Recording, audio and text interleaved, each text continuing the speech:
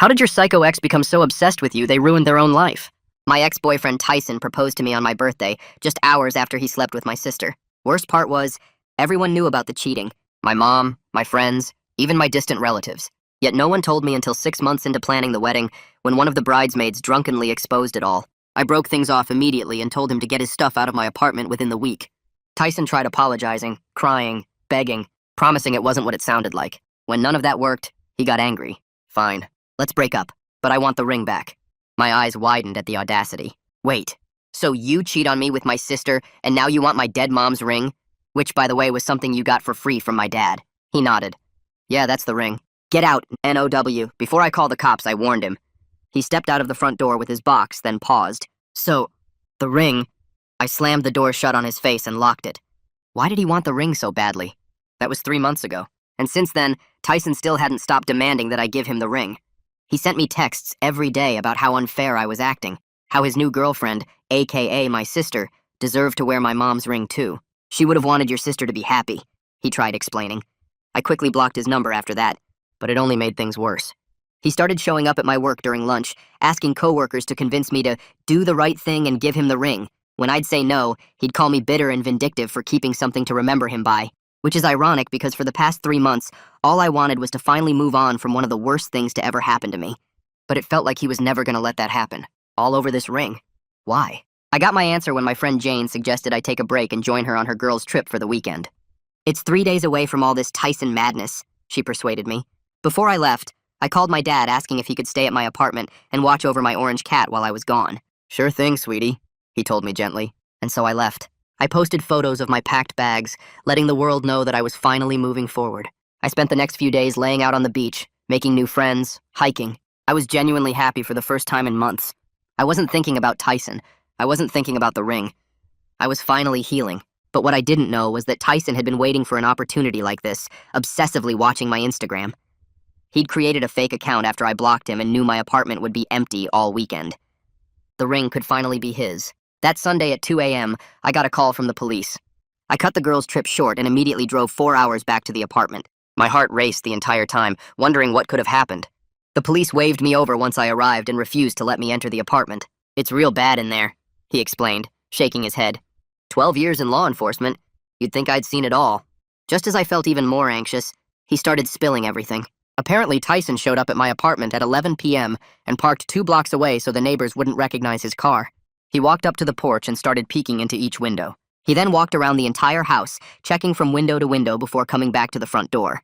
Then he pulled out a lockpick kit he'd bought online and went to work. It took him almost 20 minutes, but he was determined to get his hands on the ring. When it finally opened, he stepped inside and went straight for my bedroom. He knew I kept my jewelry box in the top drawer of my dresser. He started digging through, looking so desperately for the ring that he didn't notice the footsteps growing closer in the hallway. My dad, who volunteered to take care of my cat, had heard the lock getting picked and moved silently down the hall. When he noticed the intruder heading straight to my bedroom, my dad's marine instincts kicked in. He quietly stepped into the doorway and said in the calmest voice, "Don't make any sudden movements if you want to live. Now turn around slowly and put your hands where I can see them." Tyson, being the bright man that he is, decided to grab the nearest, heaviest object and throw it at my dad before trying to run past him. That was his first mistake. The rest, you'll have to see for yourself. The police officer frowned, leading me past the yellow tape to see the gruesome aftermath myself. I'll be honest, it was a miracle Tyson had even survived. The doctors who treated his wounds said he'll live, but the damage to his body had been severe. But the nightmare wasn't over. The detectives called me, saying they found something in the trunk of Tyson's car that they want me to see. When I asked what it was, the detective could only apologize over and over, saying that he couldn't say it over the phone. When I saw it, I finally realized why he wanted the ring. The detective pulled out his tablet and swiped to a photo of papers spread across the trunk floor. My eyes locked onto an insurance policy with my name forged at the bottom, claiming Tyson owned my mother's ring as a gift from my dad during our engagement. The signature looked nothing like mine, but someone had tried hard to copy it. Next to the policy sat a business card for a place called Eric's Pawn and Jewelry, with a date scribbled on the back in Tyson's handwriting, exactly 2 days after this weekend when he thought I'd be gone. The detective swiped again and showed me a burner phone, the screen filled with texts from an unknown number. The messages got more threatening as they went on, demanding Tyson pay up or provide something valuable as collateral for a loan. The last text, sent 3 days ago, said he had 1 week left before things got ugly. I felt my stomach turn as I stared at the evidence, realizing this whole time Tyson wasn't begging for the ring because he loved my sister or wanted to hurt me. He needed money. Detective Lombard stepped closer and explained they found more documents in a folder under the spare tire, including something called a gift affidavit that claimed my dad had legally transferred ownership of the ring to Tyson as an engagement present.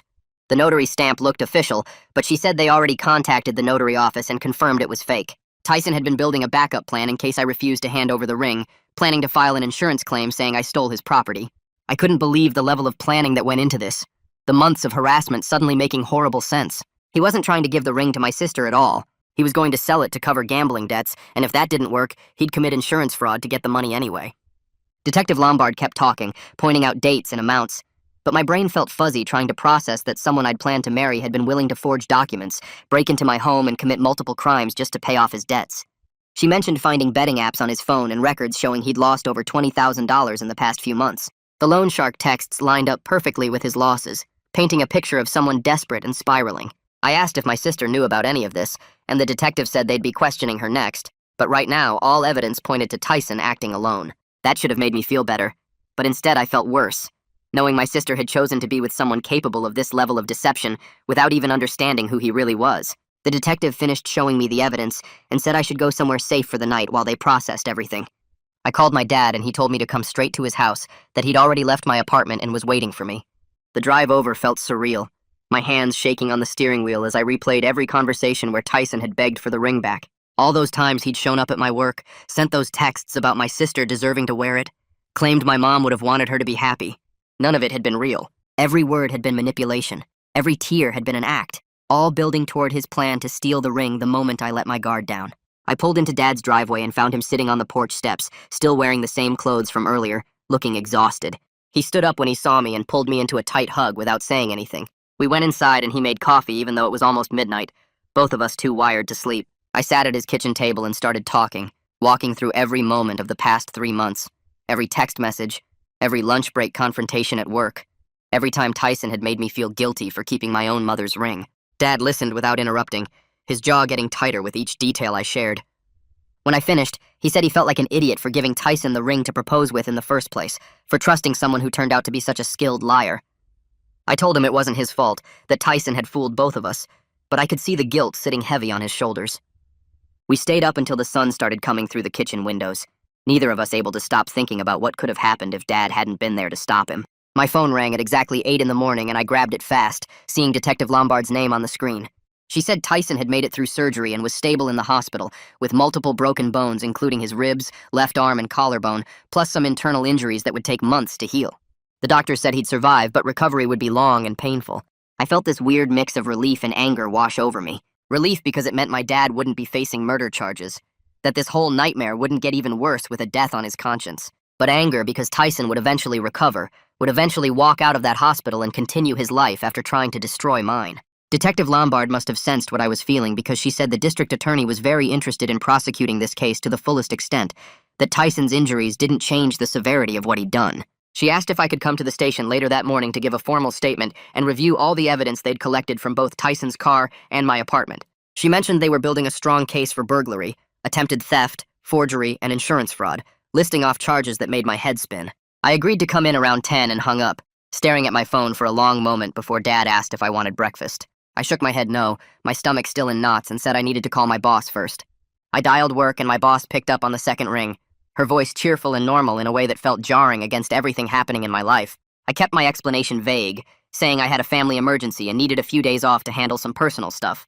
I wasn't ready to tell my coworkers that my ex broke into my apartment and got beaten up by my Marine dad, wasn't ready for the questions and gossip that would follow. My boss didn't push for details, just said to take the whole week if I needed it, and not to worry about anything at the office. Her kindness hit me harder than I expected, and I felt tears building up in my throat, having to clear it twice before I could thank her and hang up. Dad noticed and squeezed my shoulder, telling me it was okay to fall apart a little, that I'd been holding it together for months while Tyson harassed me, and now everything had exploded in one night. I nodded but didn't let myself cry, feeling like if I started I might not stop, and I still had to get through this police statement and whatever came next. At the police station, Detective Lombard led me to a small interview room with a table and recording equipment. She sat across from me with a notepad and asked me to start from the beginning, to walk her through the entire relationship with Tyson. I took a breath and began with how we met 2 years ago, how he'd seemed perfect at first, how my family had welcomed him and my dad had trusted him enough to give him Mom's ring for the proposal. Then I moved into the breakup, explaining how one of my bridesmaids had drunkenly told me about Tyson sleeping with my sister just hours before he proposed. Detective Lombard's pen moved steadily across the page as I described the 3 months of constant harassment after I ended things, the daily texts demanding the ring back, the claims that my sister deserved to wear it, the way he'd twisted everything to make me feel like the bad guy for keeping my own mother's jewelry. I told her about blocking his number and how that only made things worse, how he started showing up at my work during lunch breaks, trying to get my coworkers to convince me to give him the ring. She asked specific questions about dates and times, about whether I'd ever felt physically threatened, about what exactly he'd said during each confrontation. I answered everything as clearly as I could remember, watching her write down notes and occasionally underline certain phrases. After almost an hour of talking, she leaned back and said something that made my chest feel tight. She said this wasn't a random crime or an impulsive decision. This was calculated, planned, something Tyson had been building toward for months while pretending to care about sentiment and my sister's feelings. Detective Lombard pulled up security footage on her computer and turned the monitor toward me. I watched grainy black and white video of my apartment building's parking lot, something I didn't even know existed. The timestamp showed 9:47 on Sunday night, and there was Tyson's car, circling the block once, twice, 3 times before finally parking 2 streets over where the neighbors wouldn't recognize his vehicle. The detective fast-forwarded, and I saw him walking toward my building at exactly 11:03, more than an hour after he'd first arrived. He'd spent all that time watching and waiting, making absolutely sure no one was home before he made his move. The footage showed him checking windows, walking around the entire building, coming back to the front door and pulling something from his pocket. Even in the grainy video, I could see him working on my lock, bent over the doorknob for what felt like forever. Detective Lombard said the timestamp showed it took him 19 minutes to pick the lock, 19 minutes of determination to get inside and steal from me. I felt sick watching it, seeing how methodical he'd been, how patient. This wasn't someone acting out of emotion or desperation in the moment. This was someone who'd planned every detail, who'd studied my routines and waited for the perfect opportunity. The evidence tech knocked and came in carrying a folder of photos. Detective Lombard spread them across the table, and I saw pictures of the lockpick set they'd found in Tyson's pocket after my dad stopped him.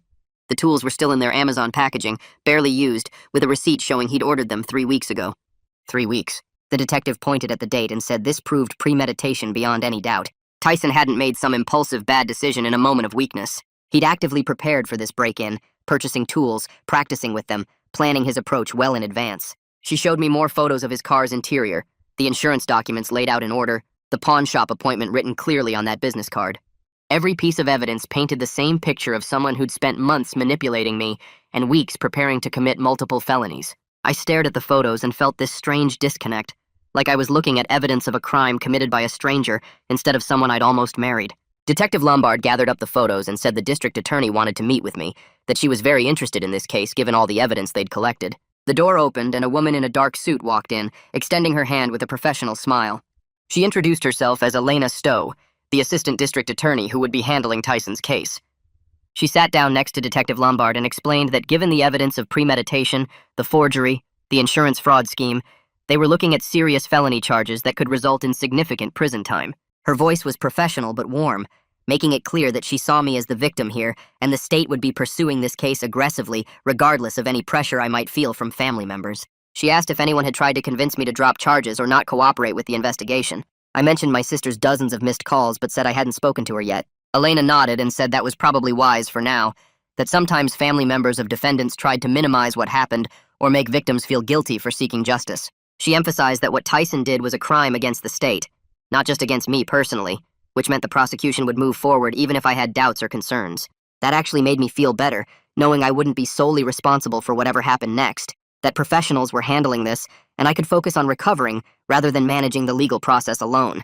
Elena pulled out some paperwork and said they'd be in touch soon about next steps, that I should expect this to take several months to work through the court system, but they were confident in their case. She shook my hand again and left, and Detective Lombard walked me out to the parking lot where Dad was waiting in his truck. I climbed in and he asked how it went. I told him they had everything they needed and more, that Tyson had basically documented his own crimes. Dad started the engine and we drove back to his house in silence, both of us processing the fact that this was really happening, that the legal system was taking over now, and all we could do was wait and heal. Before we left the station, Elena pulled out a notepad and asked if I thought my sister knew about Tyson's money problems or his plans to sell the ring. I stared at the table and told her honestly I had no idea anymore. Ava had been so angry with me, so defensive of him, that I couldn't tell if she was helping him or if he'd fooled her too. The not knowing made everything worse because it meant I'd lost my sister either way, whether she was guilty or just blind. Elena wrote something down and said they'd look into Ava's involvement, but right now their focus was building the strongest case against Tyson. Detective Lombard slid my apartment keys across the table and said the crime scene was cleared and I could go back any time. I pushed the keys back toward her and said I couldn't, maybe not ever. The thought of sleeping in that bedroom where Tyson had gone through my things made my skin crawl. Detective Lombard nodded like she'd expected this and mentioned that victim services could help with relocation costs if I wanted to break my lease and find somewhere Tyson didn't know about. Dad spoke up then and offered to go pack my essential stuff with a police escort. I grabbed a notepad from Detective Lombard's desk and started writing, my hands shaking as I listed clothes, laptop, toiletries, cat supplies. When I got to the jewelry box, I stopped and looked at Dad and told him to have someone else grab it because I didn't want him touching Mom's ring after what happened. His face fell, but he understood. Detective Lombard said she'd arrange for an officer to accompany him and handle the jewelry box personally. While Dad headed to my apartment, I sat in Detective Lombard's office drinking bad coffee from a foam cup. She leaned against her desk and gently suggested I think about getting a restraining order once Tyson got out of the hospital. My chest got tight at the thought of him being mobile again, walking around free. She must have seen my face change because she quickly added that he'd be facing serious charges and probably wouldn't risk violating a protective order, but it was better to have it in place just in case. I nodded and asked how soon we could file it. Elena came back with a stack of papers and sat down next to me, explaining this was a temporary restraining order application we could file right now. She walked me through each section, her finger moving down the page as she explained that this would prohibit any contact, direct or indirect, through third parties or social media. Violation meant immediate arrest, no questions asked. The form had boxes to check for different types of prohibited behavior, and I checked almost all of them. No phone calls, no texts, no emails, no showing up at my home or work, no contact through family members. Elena added a note about the social media stalking through fake accounts and said that was covered too. I signed my name at the bottom with a pen that kept slipping in my sweaty hand. Elena took the papers and promised to fast-track them through a judge today, so the order would be active before Tyson even woke up from his pain medication. She also mentioned they were requesting high bail given the break-in, the assault on my dad, and the evidence that Tyson was a flight risk with all those gambling debts. Someone from the loan shark texts might come looking for him and he might run. Dad got back 3 hours later carrying 2 big boxes and my orange cat in her carrier. She was yowling and hissing, more upset than I'd ever seen her. At Dad's house, she shot out of the carrier and disappeared under the guest bed, refusing to come out even when I sat on the floor calling her name. Dad set the boxes down and collapsed into his recliner, and I really looked at him for the first time since this started. He looked old, older than his 58 years, with new lines around his eyes and gray stubble on his jaw. I realized he was traumatized too, that he'd had to seriously hurt someone in his daughter's apartment to keep us safe. That evening, my phone started buzzing nonstop, text after text from relatives I barely knew. Aunt Linda asking if the rumors were true. Cousin Mike wanting to know what happened. Uncle Rob saying he heard Dad beat someone up. I turned my phone completely off and asked Dad to do the same with his. He unplugged his cell from the charger and shut it down without argument. We ate leftover pizza in silence, neither of us having the energy for real food. Around 9 o'clock, Dad's landline rang and he answered it, then handed me the phone. Detective Lombard's voice was calm and professional as she told me the restraining order had been approved and an officer served it to Tyson in his hospital bed about an hour ago. She said he didn't react much because of the pain medication, but his parents were there and got very upset. They demanded to know why their son was persecuted after being attacked in someone's home. Detective Lombard said she explained very clearly that their son had broken in and attempted to steal property and that the homeowner had every right to defend his residence. I thanked her and hung up, relaying the information to Dad. He just nodded and turned back to the TV. I tried to sleep that night but kept waking up every hour, my heart pounding, convinced I heard someone at the door. At 3 a.m., I gave up and grabbed the baseball bat from Dad's hall closet, then sat in the hallway outside the guest bedroom with my back against the wall. Dad found me there 20 minutes later, probably coming to check on me. He didn't say anything, didn't ask what I was doing or tell me I was being silly. He just lowered himself down next to me, his back against the opposite wall, and we sat there together in the dark until my breathing slowed and I felt ready to try sleeping again. The next morning, my phone started buzzing on the nightstand before I was fully awake. I grabbed it and saw Elena's name on the screen. She got right to business, telling me Tyson's parents hired a defense attorney named Cameron Wolfe, who was known for getting burglary charges reduced. She explained that Cameron would probably try to make this look like a fight between exes instead of a planned break-in, and that we needed to be ready for a long court process. I thanked her and hung up, feeling my stomach twist at the thought of months of legal stuff ahead. I turned my phone back on fully for the first time since shutting it down 2 days ago, and immediately the screen filled with notifications. 47 missed calls from Ava. I scrolled through and saw she'd left a voicemail too. I pressed play and heard her crying, saying I was ruining Tyson's life over a stupid ring, that he made a mistake, but didn't deserve what Dad did to him. Her words felt like a punch to the chest, but they also made everything clear. She'd picked her side. My sister chose the guy who cheated on me and broke into my apartment over her own family. I saved the voicemail as evidence and deleted the rest of her messages without reading them. My email dinged, and I saw a new message from Detective Lombard with the subject line, Victim Services Resources. She'd sent me contact information for someone named Marissa Gutierrez, a victim advocate who could help with therapy referrals, safety planning, and understanding the court system. The email said Marissa specialized in helping people like me navigate everything that came after a crime. I saved the email to a folder but didn't call yet. The idea of adding another person to this situation, another stranger who'd want to talk about what happened, felt like too much right now. I walked out to the kitchen and found Dad already making breakfast. He had eggs going in a pan and toast in the toaster, moving around the kitchen with the same careful movements he'd used in the hallway last night. We sat down at the table and ate in total silence for almost 10 minutes. Then Dad set down his fork and looked at me with red eyes. He said he was sorry for trusting Tyson, for giving him Mom's ring to propose with, for not seeing what kind of person he really was. I told him it wasn't his fault, that Tyson had fooled both of us, but I could see the guilt sitting heavy on his shoulders anyway. He nodded, but didn't look convinced. My phone rang again, and this time it was a number I didn't recognize. I answered, and a man introduced himself as Bradley Porter, an insurance investigator. He said he needed to meet with me about a fake insurance policy Tyson had taken out on Mom's ring. Bradley explained that insurance fraud was a separate crime from the burglary, and his company was building their own case against Tyson, which could mean even more charges and money Tyson would have to pay back. We set up a meeting for that afternoon at a coffee shop downtown. I drove there alone, needing some space from Dad's house and the heavy quiet that had settled over everything. Bradley was already waiting at a corner table with a thick folder in front of him. He shook my hand and got straight into it, spreading out papers across the table. He showed me the policy documents, and I felt sick looking at them. Tyson had forged my signature and Dad's signature and created completely fake paperwork from an appraiser claiming the ring was worth $85,000. Bradley said the real value was probably closer to $15,000, but Tyson had made up a huge number so he could get a bigger payout if he claimed it got stolen. Every page showed another lie, another part of his plan. Bradley asked if I had any real paperwork about the ring's actual value or where it came from. I realized I didn't have anything like that. It was Mom's ring, and after she died 6 years ago, Dad just gave it to me in a little velvet box. There was no receipt, no certificate, nothing official. Bradley suggested I get it professionally checked and documented now, both for the criminal case and to protect against anyone trying to pull this kind of fraud again. He gave me the name of a jewelry expert he trusted. I called the appraiser's office from the coffee shop parking lot and scheduled an appointment for the following week. I asked if Dad could come with me since he knew more about where Mom originally got the ring. The woman on the phone said that was fine and gave me a time slot for next Tuesday. When I got back to Dad's house that afternoon, I saw Ava's car parked on the street. I sat in my car for a minute, watching through the living room window as Dad stood at the front door talking to her. I couldn't hear what they were saying, but I could see Ava crying on the porch, her hands moving as she talked. Dad's posture was stiff and his arms were crossed. After a few minutes, Ava's voice got louder, and I heard her say something about Tyson just trying to get what was rightfully his. Dad's whole body changed. His voice came out hard and cold in a way I'd never heard before, telling her to leave his property right now. Ava stood there for another moment, then turned and walked back to her car. She didn't look at my car as she drove past, but I saw tears running down her face.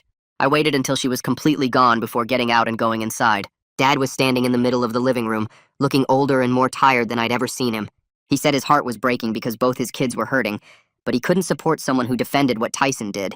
He couldn't watch Ava make excuses for a man who broke into his daughter's home and tried to steal from her. We moved to the couch and I leaned against his shoulder the same way I used to when I was little, and something bad happened at the school. We sat there together, not talking, both of us understanding that our family would never be the same as it was before all this started. The next morning, my phone rang while I was still in bed at Dad's house. I grabbed it off the nightstand and saw Detective Lombard's name on the screen. She got right to business, saying they pulled Tyson's bank records with a warrant and found something big. He'd lost $23,000 gambling in just the past 4 months, all charged to credit cards he couldn't pay back. The loan shark texts they found on that burner phone matched up perfectly with these timelines. Every message demanding money lined up with another gambling loss, another credit card maxed out. She said it painted a really clear picture of someone who was desperate for cash and willing to break into his ex's apartment to get it. I sat up in bed, pressing the phone harder against my ear as she kept talking. They also found search history on Tyson's laptop that made everything worse. He'd looked up how to pick a deadbolt 3 different times in the 2 weeks before the break-in. He searched for pawn shops that would give cash for jewelry without asking questions. He even looked up the insurance claim process for stolen jewelry, probably planning his backup scam in case he couldn't actually steal the ring. Detective Lombard said every single search made it more obvious that he'd been planning this for weeks, maybe months. While he was texting me every day, calling me unfair and bitter, he was literally researching how to break into my home and steal from me. I felt sick thinking about it. After I hung up with the detective, I checked my email and found a message from Elena. She'd sent me a draft victim impact statement form, explaining that I'd get the chance to speak in court about how this crime affected me. I opened the document and stared at the blank spaces for over an hour. How was I supposed to put into words the way Tyson's actions made me feel? The fear, the sense of being invaded, the loss of safety in my own home, the way my family fell apart because of his choices. Every time I tried to type something, it felt too small or too dramatic or just wrong. I saved the document without writing anything and closed my laptop. A few hours later, my phone rang again. This time, it was a number I didn't recognize, and when I answered, a woman introduced herself as Marissa Gutierrez. She said she was the victim advocate who'd been sending me emails, and she noticed I hadn't responded yet. Her voice was gentle but direct. She told me she was a therapist who worked specifically with crime victims, helping them deal with trauma. She offered to meet me at Dad's house if I wasn't comfortable going to an office somewhere. Something about the way she talked made me feel like she actually understood, so I agreed to meet her the next day. When Marissa showed up at Dad's house the following afternoon, she was younger than I expected, maybe in her early 30s. The first thing she did was ask about my cat, which immediately put me at ease. We sat at Dad's kitchen table and talked for 2 solid hours about everything.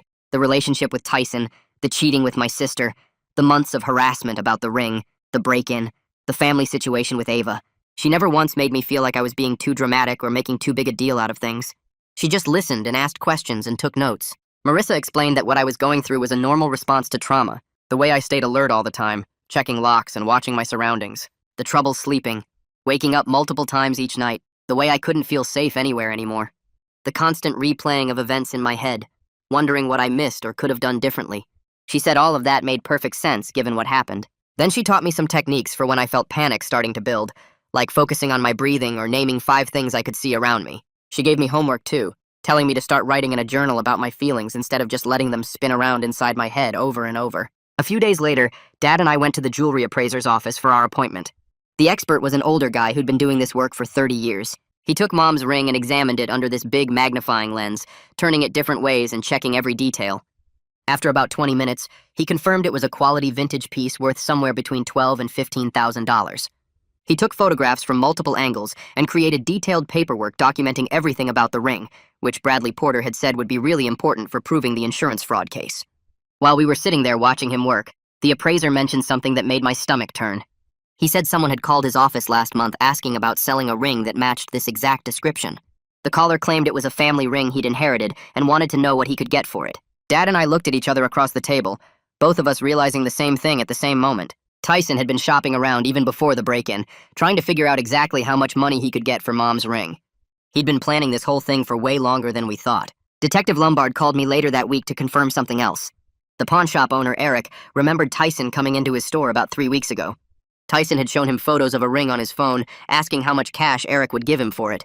Eric told him he'd need to see the actual ring in person before making any offer, which was when Tyson scheduled that appointment for 2 days after my girl's trip. He'd been so sure he'd have the ring by then. The detective said Eric's statement matched up perfectly with everything else they'd found. The evidence just kept piling up, piece after piece, and while it made the case against Tyson stronger, it also made me feel incredibly stupid. How did I not see what he was planning? How did I miss all the signs that he was capable of something like this? During my next session with Marissa, I told her how dumb I felt for not figuring it out sooner.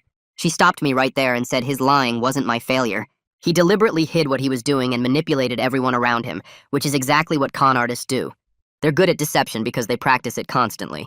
She reminded me that even people trained to spot manipulation get fooled sometimes, so I needed to stop blaming myself for trusting someone I loved. I appreciated her helping me separate what actually happened from what I wished had happened or feared might happen. That work felt important even though it was hard. 8 days after the break-in, Detective Lombard called while I was eating breakfast at Dad's kitchen table. Tyson had been released from the hospital that morning and was staying with his parents in their house across town. The bail got set at $50,000, and his parents posted it without hesitation, which made my chest tight with anger. They were enabling him even after everything he'd done, treating him like the victim instead of the criminal who broke into my home. Detective Lombard explained that Tyson couldn't leave the county and had to check in with the court every week, but knowing he was out there walking around made my hands shake. I set down my coffee cup before I could spill it. Dad noticed and squeezed my shoulder, his way of saying he understood without making me talk about it. The detective also mentioned that Tyson's attorney had already been in touch with the prosecutor's office, which meant the legal process was moving forward whether I felt ready or not. I thanked her for letting me know and hung up, staring at my phone for a long time after. Dad asked if I wanted to talk, but I shook my head, needing to process this alone for a bit. Later that afternoon, Elena called with an update that made my stomach drop. Cameron Wolfe, the defense attorney Tyson's parents hired, had reached out about a potential plea deal. He suggested they could resolve everything quickly and avoid trial if I agreed to drop the restraining order and not pursue full prosecution. My mouth fell open at the audacity. Elena's response had been immediate and firm, she told me with satisfaction in her voice. She'd said absolutely not. They were prepared to go to trial if necessary, and she had full support from the DA's office. Hearing her defend my interests so strongly made me want to cry with relief. She explained that Cameron was doing his job by testing whether we'd accept an easy out, but our case was solid and we weren't backing down. I told her I appreciated her standing up for me because I wasn't sure I could have done it myself in that moment. She reminded me that was literally her job, and I should never feel guilty about wanting justice. We talked for another 20 minutes about what to expect in the coming weeks, and by the end I felt slightly less scared about the whole process. That evening, I started looking at apartment listings online, accepting the reality that I couldn't go back to my old place even though breaking the lease would cost me money I didn't really have. I scrolled through dozens of options in different neighborhoods, trying to find somewhere that felt safe and wasn't too expensive. Dad came into the living room and sat down next to me, looking at the laptop screen over my shoulder. He offered to help with the deposit on a new place, saying he had some savings set aside and this was exactly the kind of emergency he'd been saving for. I felt grateful, but also sad that I was forced to uproot my entire life because Tyson couldn't handle rejection and debt. We looked at apartments together for over an hour, Dad pointing out which neighborhoods had good lighting and which buildings looked secure. He approached it like a military operation, checking crime statistics and transit routes, making sure I'd be safe wherever I ended up. I appreciated his thoroughness, even though it reminded me how much danger I'd actually been in. The next day, I met with Marissa again and we started working on my victim impact statement together. She pulled out a blank document and asked me to describe the concrete ways this crime had affected my life. I started listing things, my voice getting steadier as I went. The loss of security in my own home, the family fracture with my sister that might never heal, the financial costs of moving and therapy and legal fees, the ongoing fear that Tyson might show up somewhere even with the restraining order. Marissa typed everything I said, organizing my scattered thoughts into clear statements. She reminded me I didn't have to perform grief or anger for the court, just tell the truth about my experience. The judge and jury would understand the impact without me exaggerating or making it dramatic. We spent 2 hours on the statement, and by the end I had 3 full pages of specific, honest descriptions of how the break-in had changed my life. Reading it back made me realize how much damage Tyson had actually caused beyond just the physical break-in itself. 2 weeks after the break-in, I finally went back to my apartment with Dad and a police escort to pack up everything. The officer met us in the parking lot and walked with us to the door, his presence both comforting and embarrassing.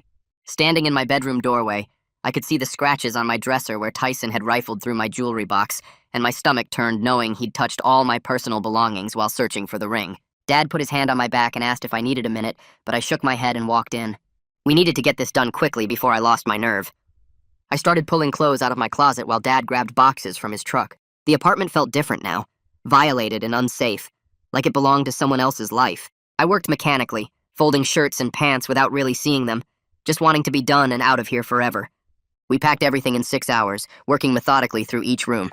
Dad handled the kitchen while I dealt with the bedroom and bathroom, neither of us talking much except to ask where things should go. My cat stayed in his carrier the whole time, meowing occasionally, but mostly just watching us with worried eyes. When we finished, I left the keys with the building manager along with a letter breaking my lease under the domestic violence clause. The manager read it quickly and looked up at me with sympathy, saying she was sorry this happened and she'd waive the penalty fees. That one small relief in an ocean of stress made my eyes burn with tears I wouldn't let fall. I thanked her and walked out, not looking back at the apartment where I'd lived for 3 years and planned a future that would never happen. I moved into a small one-bedroom apartment in a building with security cameras and a doorman, paying extra for the safety features that suddenly felt necessary. The rent was higher than my old place, but Dad helped me figure out a budget that would work. He spent the entire first day helping me set up, insisting on installing additional locks and a security bar for the door. His military precision showed in how thoroughly he checked every window and entry point, testing locks multiple times and making notes about sight lines and escape routes. I watched him work and felt safer than I had in weeks, knowing he'd made this place as secure as possible. We arranged furniture to maximize visibility and minimize blind spots, Dad explaining his reasoning for each choice. By evening, the apartment felt like a fortress, and I could finally breathe a little easier knowing Tyson didn't know where I lived anymore. 3 days later, Detective Lombard emailed to say they'd completed their investigation and the DA's office was moving forward with formal charges: first-degree burglary, attempted grand theft, forgery, and insurance fraud. The preliminary hearing was scheduled for 3 weeks out, and I'd need to testify about our relationship history and the harassment leading up to the break-in. I read the email twice, my heart pounding at the thought of facing Tyson in court. Elena called shortly after to walk me through what the hearing would involve, explaining that it was just to establish probable cause, not the actual trial. She'd be there with me the whole time and would prepare me beforehand so I'd know exactly what to expect. I marked the date on my calendar with shaking hands, already dreading it but knowing I had to follow through. A week later, my phone buzzed with a text from a number I didn't recognize. It was Ava, using a new number I hadn't blocked yet. The message said we needed to talk because there were things about Tyson I didn't know. I stared at it for a full day, not sure how to respond or if I even wanted to. Part of me was curious about what she had to say, but another part was exhausted by the whole situation and didn't want to hear her defend him again. Finally, I responded with just my new address, telling her she could come by once, but if she was here to defend him, she should save us both the time. She replied immediately, saying she'd be there the next evening at 7. When Ava arrived at my new apartment, she looked terrible, exhausted and thin, with dark circles under her eyes that makeup couldn't hide. She stood in my doorway for a moment like she wasn't sure I'd actually let her in, then walked slowly to my couch when I gestured. We sat in awkward silence for a minute before she started talking in a rush. Tyson had been pressuring her to get money from our dad, claiming he needed it for legal fees, but she suspected it was actually for gambling debts. She'd found betting apps on his phone and confronted him about it, and he'd gotten angry in a way that scared her. His voice had changed, she said, becoming cold and mean. Nothing like the person she thought she knew. She admitted she'd been stupid to believe his lies about the ring, about me, about everything. She pulled out her phone and showed me screenshots of betting apps with thousands of dollars in losses, her hands shaking as she scrolled through the evidence.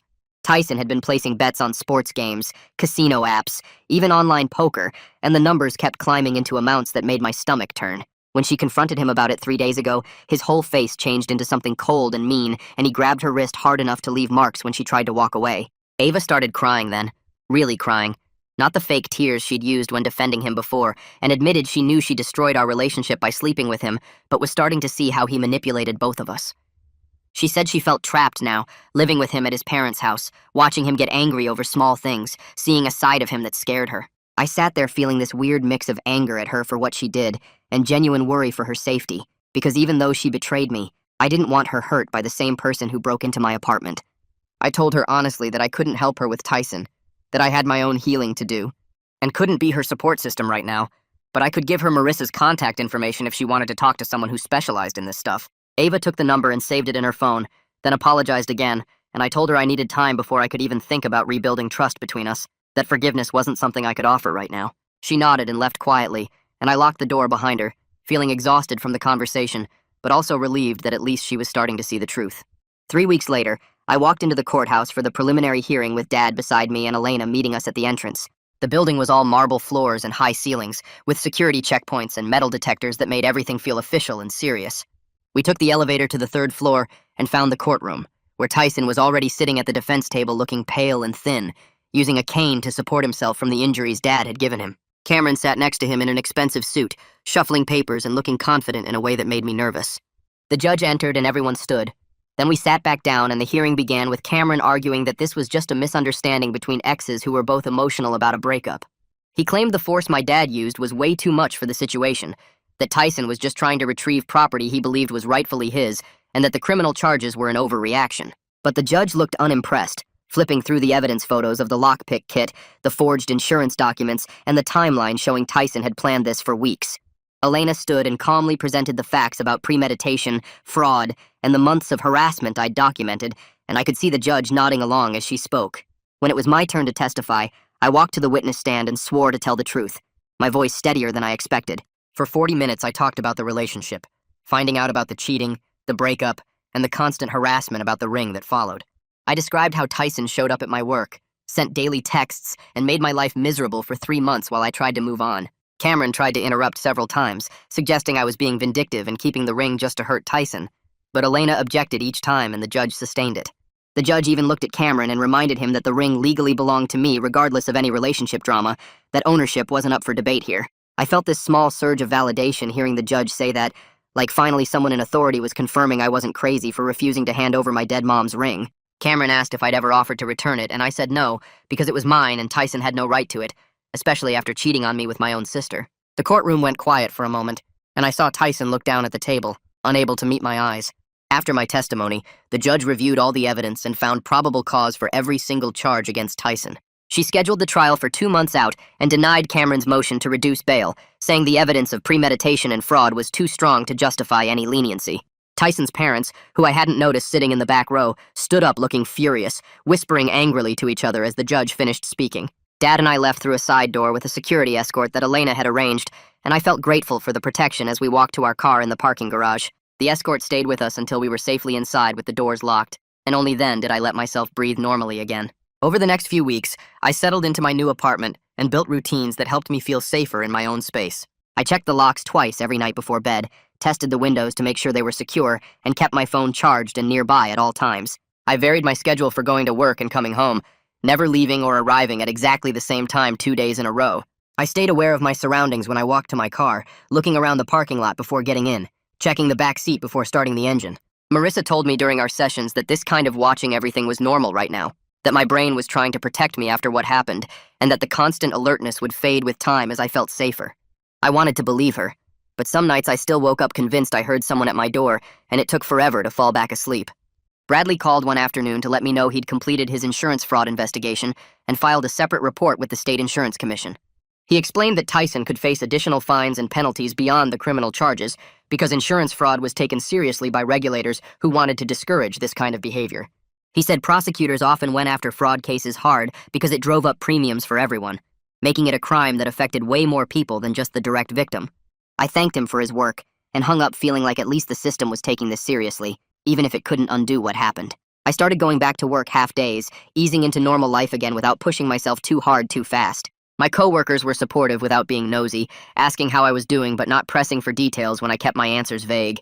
My boss pulled me aside one morning and mentioned they'd updated the visitor policy to require ID and staff approval for anyone who wasn't an employee, which made me feel safer knowing Tyson couldn't just show up during my lunch break anymore like he used to. The new policy meant security would stop him at the front desk and call me before letting him up, giving me the power to refuse to see him. It was a small thing, but it mattered. Ava started texting occasionally with updates about her own therapy progress, and I responded politely but kept clear boundaries about what I was willing to discuss. I didn't ask about Tyson, didn't offer advice about her situation, just acknowledged that she was working on herself and left it at that. During one of my sessions, Marissa brought up the possibility of family therapy down the road, maybe in 6 months or a year, but I told her I wasn't ready yet, and she supported that decision completely. She reminded me that healing had to happen on my timeline, not anyone else's, and that I didn't owe Ava forgiveness just because she was my sister. 2 days later, Elena called and said Cameron had contacted her again with a more serious plea offer. Tyson would plead guilty to burglary and fraud in exchange for dropping the assault charges against my dad and a recommendation for probation instead of prison time. She presented it carefully, making it clear the decision was ours to make, but that she thought we had a strong case for trial if we wanted to push forward. I told her I needed to talk to Dad before deciding anything, and she said to take the time we needed and call her back when we were ready.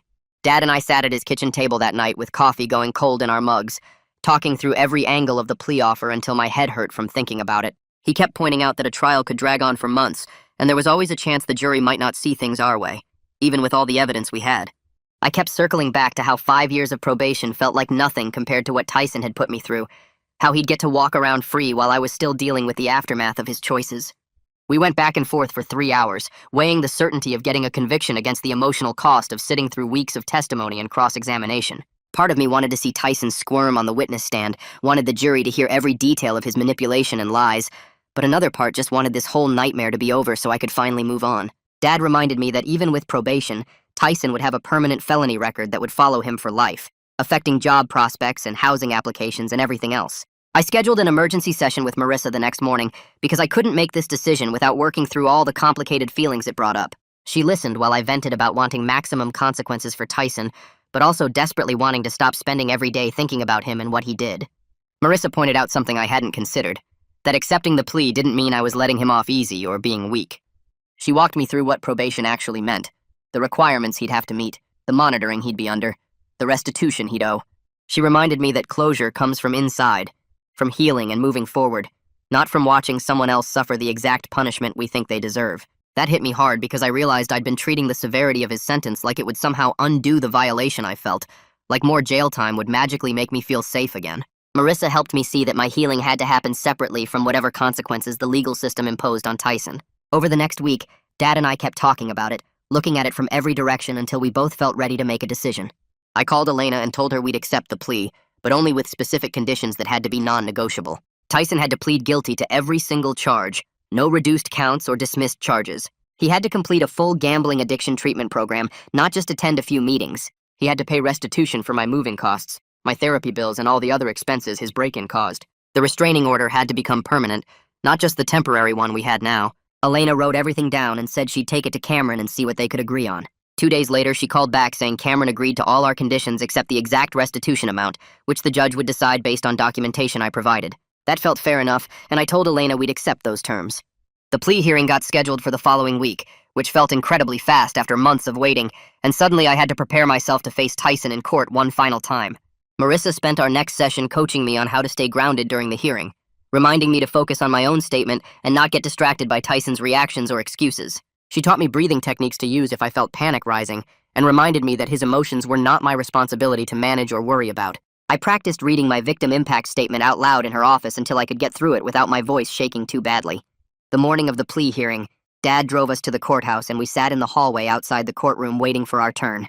My hands wouldn't stop trembling and I kept running through my statement in my head, terrified I'd forget the words or break down crying in front of everyone.